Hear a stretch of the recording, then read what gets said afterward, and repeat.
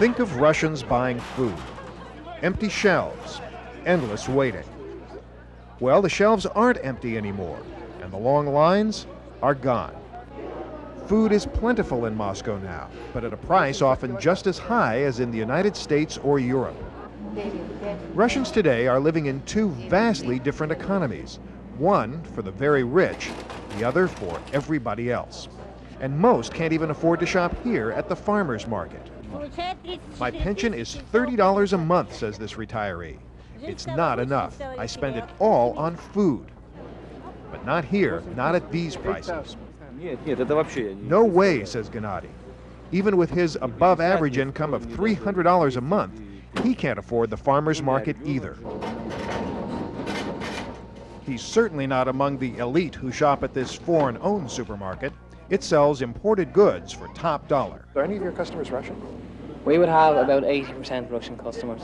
80%? Yes. And how are they able to afford to shop here? Moscow's population, as you know, is well over 10 million. They say that 2% of Moscow's population are millionaires. This is where the other 98% shop. And it's here that Boris Yeltsin faces his greatest dilemma, either to continue government subsidies for food or to let higher free market prices create even greater hardship for Russians. It's turned into a real chicken or egg question. Take eggs. At this state-controlled grocery store, they'll cost you the ruble equivalent of about 50 cents a dozen.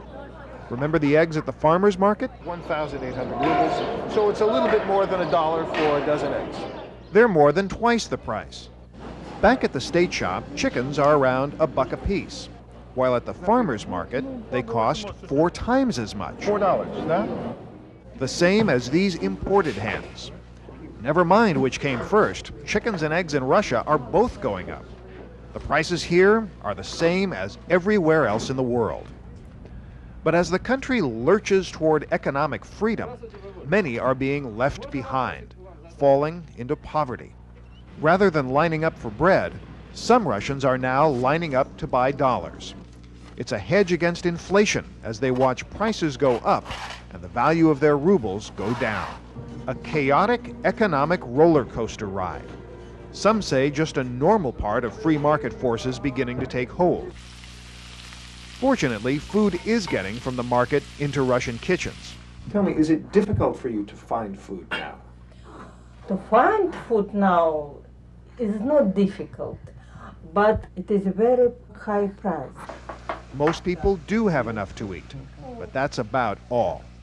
For Svetlana and her family, reform may be nourishing, but it certainly isn't sweet. Terry Phillips for CBS News, Moscow.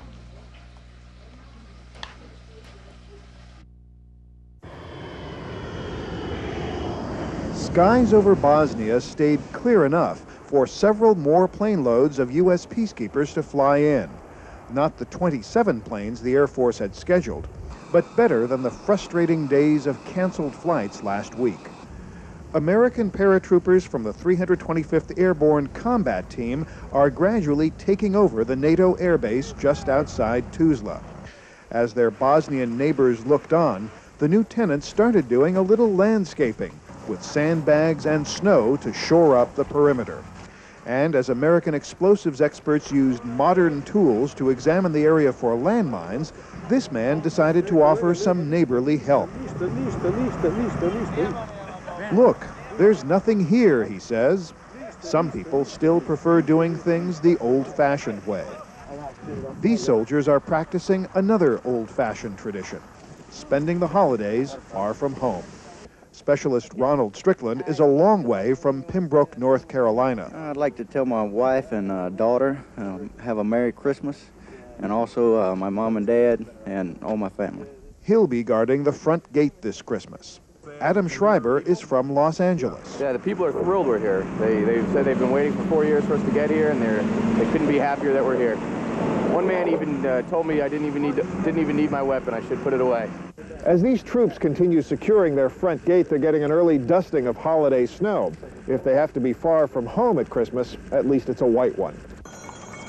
And if they look carefully, they might catch a glimpse of something familiar. Welcome to the Tuzla. Terry Phillips, CBS News, Tuzla.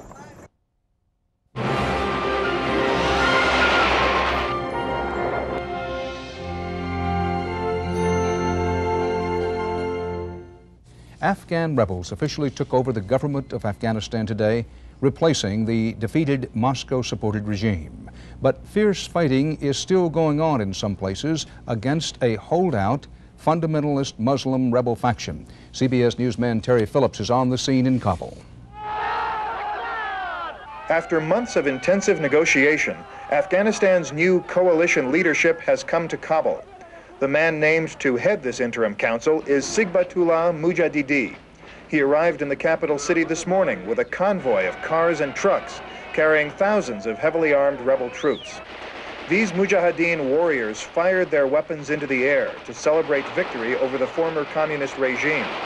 After 14 years of civil war, Afghanistan's new council is to set up a democratic government representing the country's various tribes.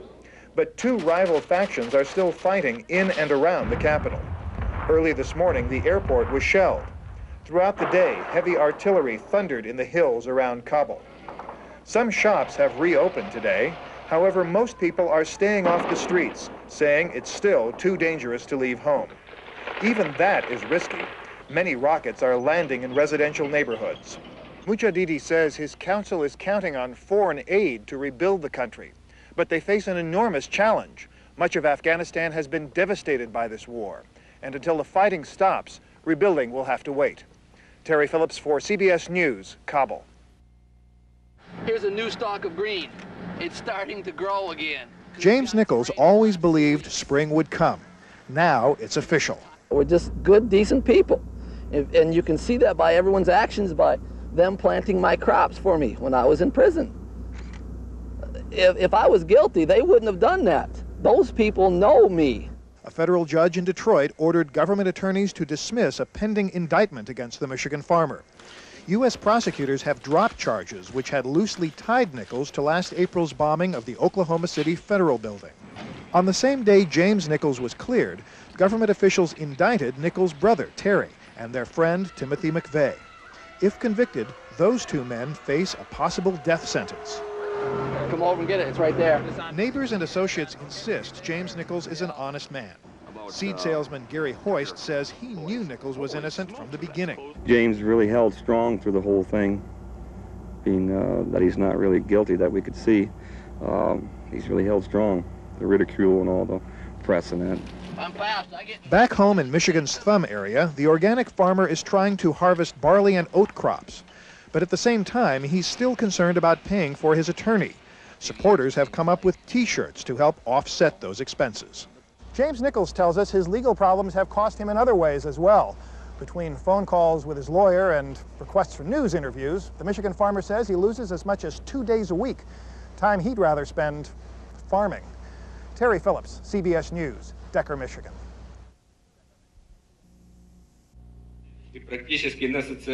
Russia's parliamentary race also served as a sort of precursory presidential campaign. For the first time ever, politicians in this country are positioning themselves for a possible run at the Kremlin. President Boris Yeltsin has scheduled that election to take place next June. But who will win? Who will be the next ruler of Russia? One theory is based on the so-called principle of alternate succession. Here's the idea. The first Russian head of state in this century was Tsar Nicholas II, a handsome man with a full head of hair. Nicholas was replaced by Communist Party founder Vladimir Lenin, who, by the way, was mostly bald. The next man to occupy the Moscow fortress was Joseph Stalin, a man with plenty of hair. He was replaced by Nikita Khrushchev, no hair. Khrushchev's successor was Leonid Brezhnev, hair, followed by Yuri Andropov, bald, Konstantin Chernenko, with hair, Mikhail Gorbachev, without. And Boris Yeltsin, as we know, has hair, lots of hair. Thus, it's assumed that the next leader of this country would be, rather, unhairy. But who might that be? The first prospect who comes to mind is economist and Deputy Prime Minister Yegor Gaidar. Another man showing lots of scalp is Communist Party leader Gennady Zyuganov. But there are other candidates with high foreheads and higher aspirations. Then again, this is only a theory. Terry Phillips for CBS News, Moscow.